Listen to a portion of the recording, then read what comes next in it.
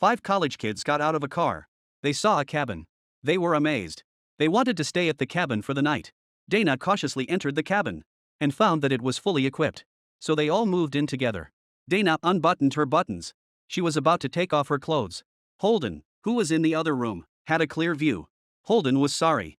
So he slapped the wall and stopped Dana and told everyone about the mirror. Dana looked at the man in the mirror. With a great body.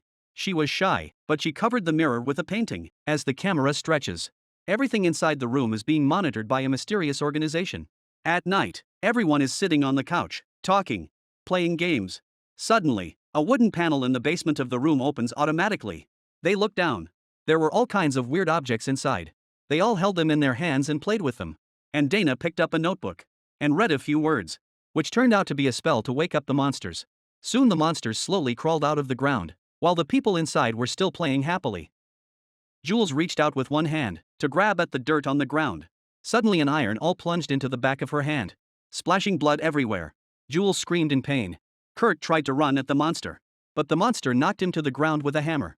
And the next thing you know, the people monitoring the organization prayed and pulls a switch. A stream of blood flows down the monolith. The blood sacrifice has begun. The men were walking outside the cabin. Suddenly Kurt comes running. He pulls him away. And then the monster followed. They lock the door. Together they try to figure out how to get out of the house. The man was standing against the window. He's showing off the surveillance camera he just found. He thought it was a variety show. Suddenly, a hand reaches out of the window and grabbed him and dragged him to the ground. The man got up. He ran towards the no man's land. But the monster shot him with a knife. Then the monster dragged him towards the lake. On the other side, Dana and Holden hid in the basement. Dana panicked when she saw an operating table. She was terrified that this was the place that killed them. Soon Holden was being pulled by the monster. But at the last moment, Dana bravely took a stick and plunged it into the monster's head and killed the monster. Dana lay on the plank, sobbing. She looked around in horror. Suddenly, the monster's chain came at her. Dana got up quickly. She screamed in fear, but she was no match for the monster. It was a matter of life and death. Marty suddenly appeared and smashed into the monster and saved Dana. Then they found the elevator. On the way down, they saw a lot of monsters.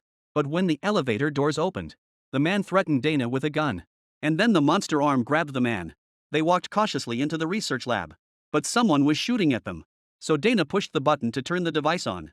And that let all the monsters out. And the armed men were all dead. A little while later, they arrived at the sacrifice room. They're looking at all the paintings on the walls in horror.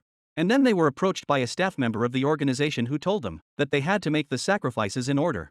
Otherwise, the monsters underground will awaken and kill all of humanity. Dana raised her gun to kill Marty.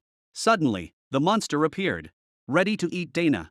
Watching Dana's pain, Marty unleashed a bullet, killed the monster, and saved Dana. In the end, Dana and Marty both survived. The sacrifice failed. And then the monster in the ground made a noise.